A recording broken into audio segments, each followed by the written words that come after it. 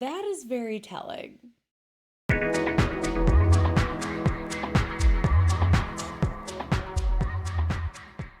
What's up, everyone? We're back with another batch of astrology shots to get us through the rest of Libra season 2024.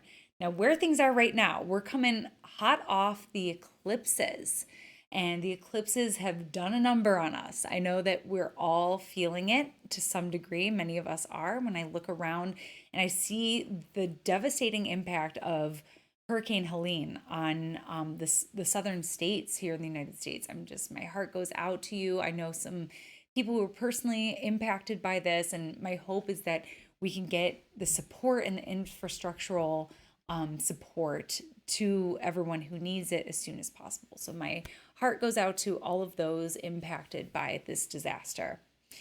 Today, I want to talk to you about Mercury and Scorpio.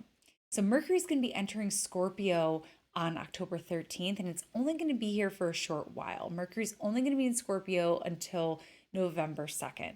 So this is going to be a really useful 2 week and some change transit to be much more intentional about the information we're taking in and where our attention is going. Mercury in Scorpio is perceptive. It's good for observation, but it's also very intentional about what it wants the energy to go toward, what it wants our intellectual capacities to be directed toward.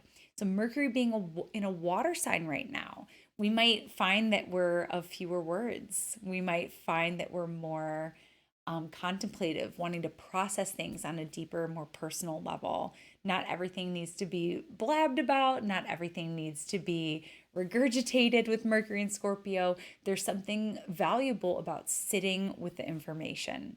So this might be a good time to kind of like quiet the intake of information.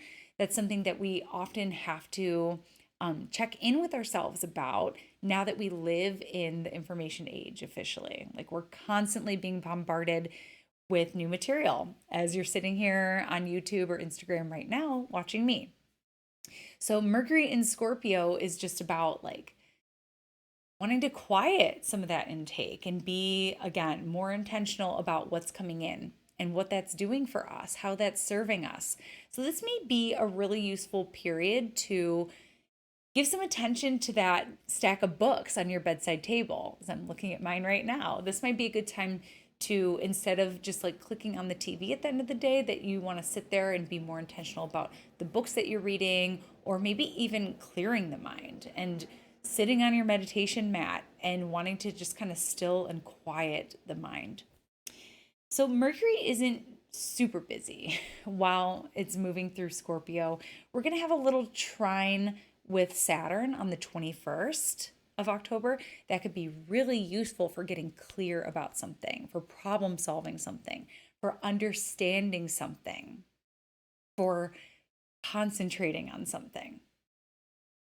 We are also going to see Mercury's opposition with Uranus on October 30th, and that could be a big kind of like aha moment, a revelation of some kind, feeling excited about something that you've been spending time with, having some sort of revelation for yourself, or yeah, like feeling excited or inspired about something, or even getting a piece of information that is kind of surprising. That could be something else on October 30th, both personally and collectively, feeling surprised by something that's emerged. On October 31st, Mercury is going to come into a trine with Neptune. So, immediately off of that inspiring opposition with Uranus, maybe a little shocking, there's the trine to Neptune. That could be very creative. That could also be just a desire to check out.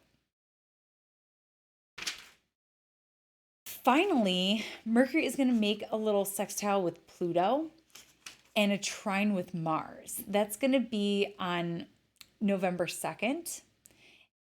And yeah, that's going to be a time where Mercury, Mars, that's very direct energy. And Pluto as well, just like revealing words that have impact, communication that has impact, media that has impact, something that can be a little striking or startling or confronting.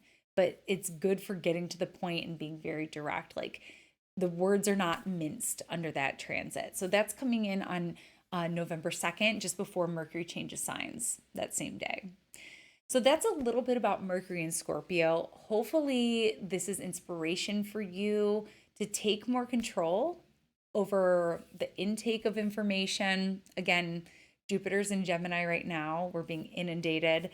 And it's frustrating sometimes because it's not always well founded information. A lot of times it's clout or lies that get spread, or misinformation that gets spread, or fake AI images that get spread around. So this is a really good time to just kind of clear and filter in the best way possible. All right, everyone, that is your Mercury and Scorpio astrology shot of the day, and I'll catch you next time. Bye. Thanks so much for tuning in with me today. For more astrology in your world, you can connect with me on all platforms at Astro Catherine. You can also head on over to my website, catherineurban.com, where you can book your next astrology reading. We'll go into depth into your natal chart, your progressions, your profections, your solar return, your transits, and beyond. You can also join my mailing list where you can stay up to date with me on new classes as well as article drops. I look forward to connecting with you, and I'll see you next time.